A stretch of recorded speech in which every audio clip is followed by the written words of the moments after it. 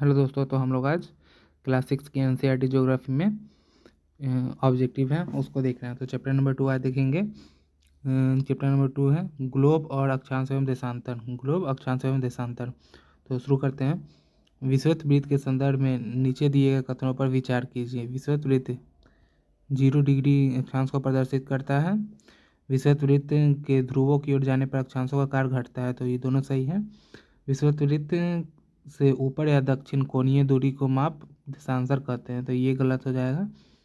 इसका right answer हो जाएगा ऑप्शन नंबर 112। व्याख्या है विषुवत वृत्त के उत्तर या दक्षिण की कोणीय दूरी की माप को अक्षांश कहते हैं। इसे विषुवत वृत्त के दोनों ध्रुवों के अक्षों को मापा जाता है। विषुवत वृत्त के ध्रुवों तक स्थित सभी समानांतर वृत्तों को अक्षांश वृत्त कहते हैं। विषुवत वृत्त के काल्पनिक वृत्त है जो पृथ्वी को 2 बराबर भागों में बांटता है। विषुवत वृत्त से ध्रुवों की ओर जाने पर अक्षांशों का आकार घटता है। क्वेश्चन नंबर 2 है नीचे दिए गए सूची 1 को 2 से सम्मिलित कीजिए।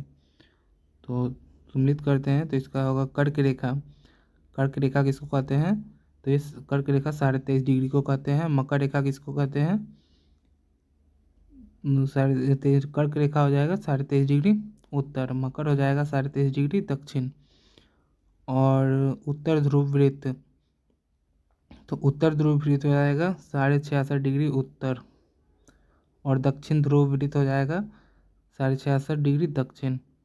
तो इसका राइट आंसर हो जाएगा option number C. Next question देखते हैं, व्याख्या देखते हैं इसकी। विषुवत वृत्त 0 उत्तर ध्रुव 90 डिग्री उत्तर, दक्षिण ध्रुव 90 डिग्री दक्षिण अतिरिक्त 4 महत्वपूर्ण अक्षांश रेखाएं निम्नलिखित हैं। उत्तरी गोलार्ध में कर्क रेखा 23.5 डिग्री उत्तर, दक्षिणी गोलार्ध में मकर रेखा 23.5 डिग्री दक्षिण, विषुवत वृत्त जो के 66.5 डिग्री उत्तर में ध्रुव वृत्त आर्कटिक वृत्त है। विषुवत वृत्त के 66.5 डिग्री दक्षिण में दक्षिण ध्रुव वृत्त को आर्कटिक वृत्त कहते हैं। नेक्स्ट क्वेश्चन है नीचे दिए गए युग्मों में कौन सम्मिलित नहीं है? तो इसको देखते हैं। सम्मिलित नहीं है कर्क रेखा एवं मकर रेखा के बीच क्षेत्र को शीत कटिबंध कहते हैं। कर्क रेखा एवं विषुवत रेखा के बीच को शीतोष्ण कटिबंध कहते हैं। दक्षिण ध्रुव वृत्त के एवं सब दक्षिण ध्रुव के बीचों के क्षेत्रों को उष्ण कटिबंधीय कहते हैं। तो इसमें कोई सम्मिलित नहीं है, तो इसका राइट आंसर डी हो जाएगा। नेक्स्ट इसकी व्याख्या देखते हैं। कर्क रेखा एवं मकर रेखा के बीच सभी अक्षांशों पर सूर्य एवं एक बार दोपहर में सिर के ठीक ऊपर होता है, इसलिए इस क्षेत्र को सबसे अधिक उष्ण होती है तथा इसे उष्ण कटिबंधीय कहते हैं। ध्रुव की तरफ सूर्य की किरणें तिरछी होती है। इस प्रकार उत्तरी गोलार्ध में कर्क रेखा एवं उत्तर ध्रुव वृत्त तथा दक्षिण गोलार्ध में मकर रेखा एवं दक्षिण ध्रुव वृत्त के बीच वाले क्षेत्र का तमाम माध्यम रहता है, इसलिए इसे शीतोष्ण कटिबंध कहते हैं। उत्तरी गोलार्ध में उत्तर ध्रुव वृत्त एवं उत्तरी ध्रुव तथा दक्षिणी गोलार्ध में दक्षिण ध्रुव वृत्त दक्षिणी ध्रुव के बीच क्षेत्र को बहुत ठंड होती है। हालांकि यहाँ सूर्य की किरणें क्षितिज से ज़्यादा ऊपर नहीं आ पाता है, इसलिए इसे शीत कटिबंध कहते हैं। नेक्स्ट क्वेश्चन है नीचे दिए कथनों पर विचार कीजिए। तो इसमें से सही कथन चुनना है। तो विषुवत वृत्त के ध्रुवों तक स्थित सभी समानांतर वृत्तों का अक्षांश वृत्त कहते हैं। सही है। सभी अक्षांश रेखाएं का आकार एक समान रहता है, तो यह भी सही है। तो इसका राइट आंसर हो जाएगा ये सेकेंड नंबर गलत है। इसका सभी नहीं होता है, ऊपर जाने की ओर नीचे जाने की ओर घटता है। इसका राइट आंसर हो जाएगा केवल 1। व्याख्या है जैसे जैसे हम विषुवत वृत्त से दूर जाते हैं अक्षांश रेखाओं का आकार घटता है। इस आकार विषुवत वृत्त के उत्तर की सभी समानांतर रेखाओं को उत्तरी अक्षांश कहा जाता है तथा विश्वसीय वृत्त को दक्षिण स्थित सभी समानांतर रेखाओं के दक्षिण अक्षांश कहा जाता है। उल्लेखनीय है कि अक्षों को मापा जाता है तथा दो अक्षांशों रेखाओं के बीच की दूरी लगभग 111 किलोमीटर होती है। नेक्स्ट क्वेश्चन देखते हैं। उत्तरी ध्रुव से दक्षिणी ध्रुव को जोड़ने वाली संदर्भ रेखा को क्या कहा जाता है? तो उत्तरी ध्रुव से दक्षिणी ध्रुव को जोड़ने वाली संदर्भ रेखा को क्या कहा जाता है? तो ये कहता है देशांतरीय यमुनोत्तर रेखाएं। उत्तरी ध्रुव एवं दक्षिणी ध्रुव को जोड़ने वाली संदर्भ रेखाओं को देशांतरीय यमुनोत्तर कहा जाता है। किसी भी स्थान की सही स्थिति बताने के लिए अक्षांश के अलावा यह जानना आवश्यक होता है कि उत्तरी ध्रुव दक्षिणी ध्रुव को जोड़ने वाली देशांतरीय यमुनोत्तर पूर्व या पश्चिम की ओर इन स्थानों की दूरी कितनी है। यमुनोत्तर के बीच की दूरी विषुवत वृत्त के अधिकतम 111.3 किलोमीटर तथा ध्रुवों पर न्यूनतम 0 किलोमीटर होती है। नेक्स्ट क्वेश्चन है, किसी स्थानीय मानक समय निर्धारित करने का आधार है। मानक समय निर्धारित करने का आधार है तो यह प्रमुख यमुनोत्तर है। देशांतरीय यमुनोत्तर की लंबाई एक समान होने के कारण इन्हें सिर्फ मुख्य संख्याओं में व्यक्त करना कठिन है। तब सभी देशों ने निश्चित किया कि ग्रीनविच, जहां ब्रिटिश राजकीय वेधशाला स्थित है, से गुजरने वाली यमुनोत्तर से पूर्व और पश्चिम की ओर गिनती शुरू की जाए। इस यमुनोत्तर को प्रमुख यमुनोत्तर कहते हैं तथा इसका मान 0 डिग्री देशांतर अर्थात यह स्थान मानक समय निर्धारित करने का आधार बना। यहाँ से हम 180 डिग्री तथा पूर्व तथा 180 डिग्री पश्चिम तक गणना करते हैं। नेक्स्ट क्वेश्चन है, निम्नलिखित में कौन सा कथन सत्य है? तो देखते हैं। प्रमुख यमोत्तर तथा 180 डिग्री यमोत्तर मिलकर पृथ्वी के समान भागों को पूर्वी गोलार्ध एवं पश्चिमी गोलार्ध में विभक्त करती है। यह सही हो जाएगा।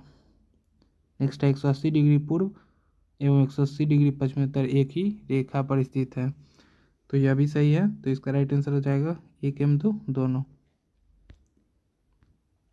उपयुक्त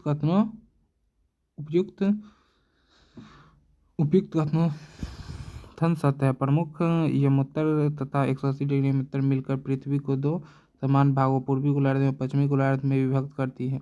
इसलिए किसी स्थान के देशांतर के आगे पूर्व के लिए अक्षर पूर्व तथा पश्चिम के लिए अक्षर पश्चिम का उपयोग करते हैं। 180 डिग्री पूर्व और 180 डिग्री पश्चिमी यमोत्तर एक ही रेखा पर स्थित है तथा 180 डिग्री देशांतर रेखा को अंतर्राष्ट्रीय तिथि रेखा इंटरनेशनल डेडलाइन के नाम से जाना जाता है। नेक्स्ट क्वेश्चन है, नीचे दिए कथन एवं कारण पर विचार कीजिए। कथन 1,